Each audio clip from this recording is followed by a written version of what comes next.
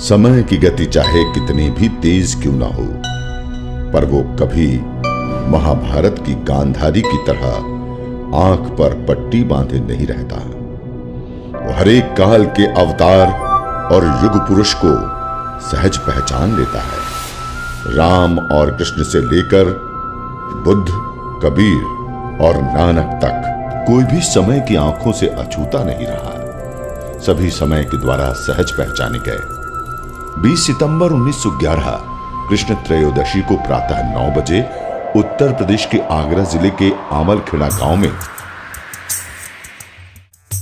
प्रख्यात भागवताचार्य पंडित रूप किशोर शर्मा और धर्मशील माता दान कुंवरी के घर किलकारी गूंजी और बालक के रूप में दिव्य सत्ता का अवतरण हुआ। मां और पिता ने बालक का नाम रखा श्री राम। मात्र 9 साल की छोटी उम्र में ही मन में हिमालय जाने की उत्कंठा जाग गई। पिता 10 साल के बेटे को लेकर काशी पहुंचे और महान विद्वान पंडित महामना मदन मोहन मालवीय जी के द्वारा यज्ञोपवीत संस्कार और दीक्षा दिलाई। मालवीय जी ने दीक्षा प्रक्रिया के दौरान बालक श्री राम से कहा, जन्म से नहीं कर्म से ब्राह्मण बनो।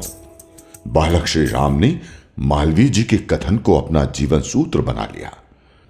नन्हे बालक के कंठ से हमेशा गायत्री मंत्र उच्चारित होने लगा। उन्होंने गायत्री मंत्र को और गायत्री मंत्र ने उनको पूरी तरह आत्मसात कर लिया। 15 साल की उम्र होते होते साधना इतनी गहरी हो गई कि 1926 के बसंत पंचमी के दिन साधना कक्ष में जल रहे दीपक से एक प्रकाश पुंज प्रकट हुआ। पूरे कमरे में उस प्रकाश पुंज की आभा फैल गई। उस प्रकाश पुंज के बीचों बीच हिमालयवासी गुरु सर्वेश्वरानंद की छवि प्रकट हुई। अचंभित बालक श्री राम थोड़ा घबराए तो गुरु ने अपना परिचय देने के बाद कहा, हम तुम्हारे कई जन्मों से गुरु हैं। इस जन्म में भी तुमसे कई बड़े कार्य कराने हैं।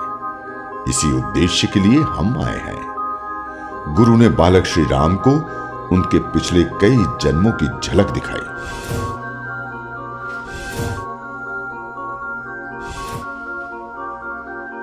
श्री राम ने पूर्ण समर्पण के साथ गुरु का वंदन किया।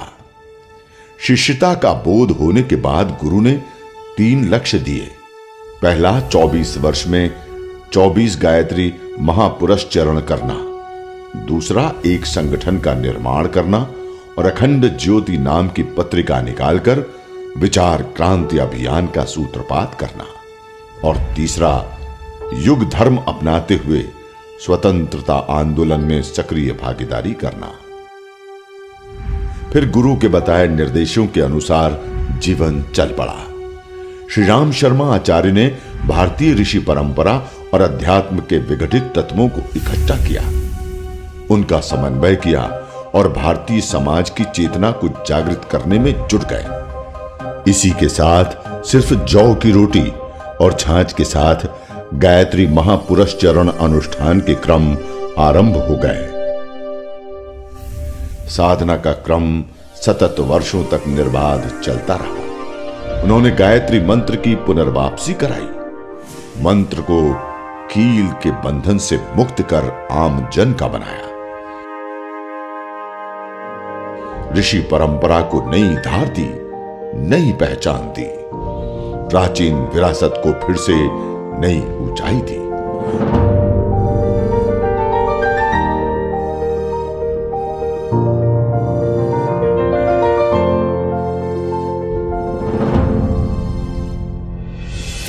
उन्हें भारतीय संत परंपरा के गौरव को अनन्य उपलब्धि से सुशोभित किया। विश्व पटल पर भारतीय अध्यात्म परंपरा की स्वर्णिम रोशनी बिखेरी। अब युवा श्री राम आचार्य हो चुके थे।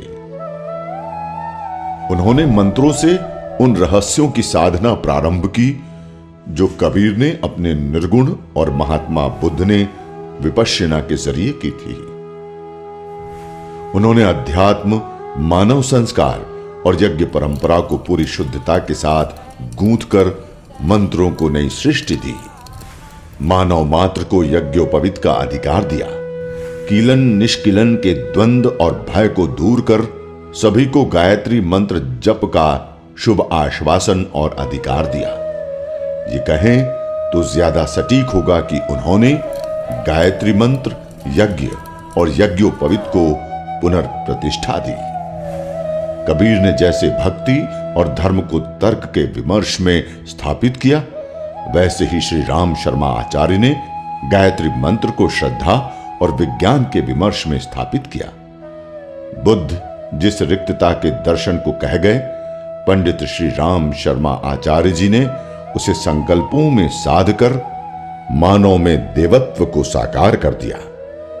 उन्होंने गायत्री मंत्र की सिर्फ साधना ही नहीं की, उसे जिया भी। तभी तो देव रहा बाबा ने कहा था कि गायत्री मंत्र की व्याहतियां अधूरी रह जाती अगर इस युग में श्री राम शर्मा आचार्य नहीं आते। पूर्व राष्ट्रपति डॉक्टर शंकर दयाल शर्मा ने कितना सच कहा था कि श्री राम शर्मा आचार्य जी ने सही अर्थों में हरिद्वार को फिर से देवभूमि की प्रतिष्ठा दी। आचार्य जी ने हमको ये उपदेश दिया कि हम अपना आचार शुद्ध करें। मैं तो ये मानता हूं कि आचार्य कहने का अधिकारी वो है जो अपने आचरण से दूसरों के आचरण को प्रभावित करता है और सही तरफ ले जाता है। और आचार्य जी ऐसे ही व्यक्ति थे जिन्होंने सबके आचरण को उठाने का काम किया और एक ऐसी संस्था स्थापित की कि ये कार्य बराबर निरंतर चलता रहे। हमें इसको करना है। आध्यात्मिक शिखर के बीच युग धर्म का बोध लिए युवा श्री राम देश के स्वतंत्रता आंदोलन में कूद पड़े। नमक आंदोलन के दौरान सक्रिय भागीदारी निभाई और देखते ही देखते अंग्रेजी सरकार के निशाने पर आ गए। विरोध प्रदर्शन के दौरान सैकड़ों लाठियां खाई और आसनसोल की जेल में डाल दिए गए। साथियों ने श्री राम के देश प्रेम, जुनून और साहस को देखकर नाम रखा श्री राम मत। जेल से रिहा होने के बाद आगरा से निकलने वाले दैनिक समाचार पत्र सैनिक के जरिए युवाओं को क्रांति के लिए प्रेरित करने लगे। सैकड़ों युवा इन आलेखों को पढ़कर स्वतंत्रता आंदोलन में कूद पड़े। युग धर्म का बोध क्या होता है, गुरुदेव के जीवन को देखकर सहज समझा जा सकता है।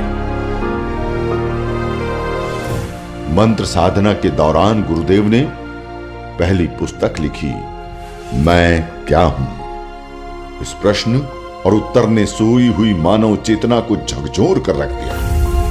हजारों लाखों प्रबुद्ध इस एक आवाज पर निकल पड़े और खुद को विचार क्रांति अभियान में सौंप दिया। शरीर पर पीले वस्त्र डाले ये सेनानी विचार क्रांति के रथ को लेकर गांव-गांव तक निकल पड़े। 21वीं सदी उज्जवल भविष्य का नारा पूरे भारत में गूंजने लगा। 1940 में मासिक पत्रिका अखंड ज्योति का पहला अंक आया। फिर विचार क्रांति अभियान को और तीव्रता मिली। 1953 में मथुरा में गायत्री तपोभूमि की स्थापना हुई और जीवंत तीर्थ बनकर तैयार हुआ। पूज्य गुरुदेव के लेखन का क्रम चलता रहा। पूज्य गुरुदेव ने गायत्री महाविज्ञान समेत हजारों किताबें लिखी, प्राचीन ग्रंथों पर अपने विचार रखे, सैकड़ों आर्ष ग्रंथों का अनुवाद किया। इसी को देखते हुए विद्वानों ने उन्हें ज्ञानी नाम अग्रगण्यम कहा, अर्थात ज्ञानियों की गिनती में सबसे आगे। 20 जून 1971 को गुरुदेव ने मथुरा को हमेशा के लिए छोड़ दिया और हरिद्वार आ गए। उनके साथ ही 1926 से सतत जल रहा अद्वितीय आस्था का प्रतीक अखंड दीप भी हरिद्वार आ गया। इससे पहले पूज्य गुरुदेव ने अपने हिमालयवासी गुरु के निर्देश पर 1956 में विशाल नरमेध यज्ञ किया। 1958 में सहस्त्रकुंडीय गायत्री महायज्ञ हुआ, जिसमें देश भर के गायत्री उपासक शामिल हुए। पूज्य गुरुदेव ने इन यज्ञों के जरिए मानव चेतना को फिर से आगाह किया कि गायत्री मंत्र साध्य भी है और साधन भी। यह आत्मशक्ति का उपासक प्रबल संकल्प शक्ति का प्रतीक है। यह विज्ञान और लोक का मिलन बिंदु भी है। पूज्य पंडित श्री राम शर्मा आचार्य जी सच्चे अर्थों में भारतीय पुनर्जागरण के पुरोधा थे। वे लोक मंगल के ध्वजवाहक थे। वो विषमताओं को तोड़कर नई समता गढ़ने वाले आदि शिल्पकार थे। उन्होंने यज्ञ और ऋषि परंपरा के जरिए भारतीय समाज को पुनर्गठित किया। उन्होंने जाति के बंधनों को तोड़ा और इस सूत्र को स्थापित किया कि सेवा ही मानव का परम धर्म है। उन्होंने आस्थावानों और श्रद्धालुओं को नया मंत्र दिया, बो और काटो। उन्होंने जड़ चेतन में भगवान को पहचानने की पद्धति दी। उन्होंने मनुष्य को भटका हुआ देवता कहा। 1960 और 1971 गुरुदेव ने अपने गुरु के संरक्षण में 2 बार हिमालय की यात्रा की और वहां कठोर तपश्चर्या की।